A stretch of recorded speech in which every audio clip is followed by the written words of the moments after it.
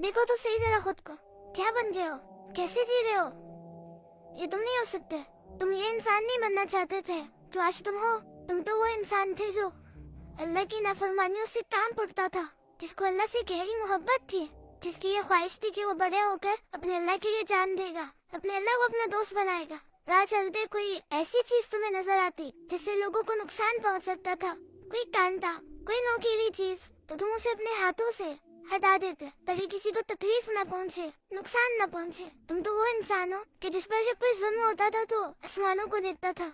हाँ, मैं जानता हूँ उस वक्त अल्लाह की पहचान नहीं थी तुम्हें, लेकिन फिर भी तुम आसमान को देखकर ये समझते थे कि मेरा एक रब है जो मुझे देख रहा है, जिसे पता है कि मुझ पर जुल्म हुआ है। याद करो वो दिन जब तुम अल्लाह का नाम पढ़ के सोते थे, अल्लाह का नाम पढ़ के उठते थे, कि जो अल्लाह के नाम पे झूठ को भी सच मान लेता था। जब कोई कहता कि मुझे अल्लाह की कसम है मैंने ऐसा नहीं किया, तो तुम्हारा सारा गुस्सा ठंडा हो जाता था। क्या मोहब्बत थी ना। तुम तो वो इंसानों जैसे ही पैदा हुए तो तुम्हारे कानों में जो पहला नाम तुम्हें सुनाया गया वो अल्लाह का था, अल्लाह अकबर, अल्लाह अकबर। लेकिन आज देखो अपनी हालत, गौर करो खुद पे, क्या बन चुके हो, क्या हो गया तुम्हें। क्या वो अल्लाह सिर्फ बचपन में ही तुम्हारा अल्लाह था? क्या आज उस अल्लाह की जरूरत नहीं है तुम्हें? रह लोगे उसके बगैर, जी लोगे उसके बगैर? नहीं,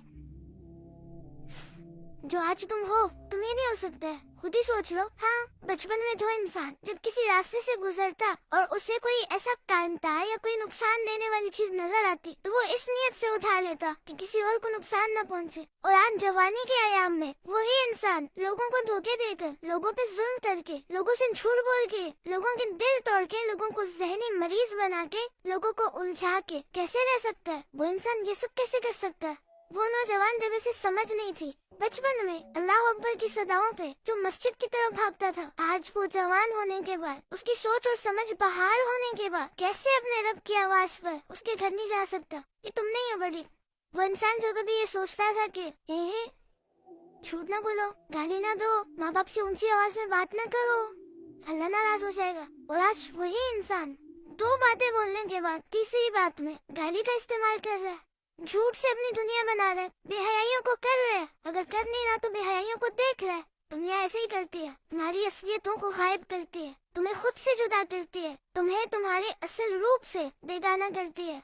तुम्हारा असल रूप तो अल्लाह से जुड़ना चाहता है। तुम्हारे अंदर का इंसान जो कि रियल इंसान है, वो तो अल्लाह की इबादत करना चाहता है।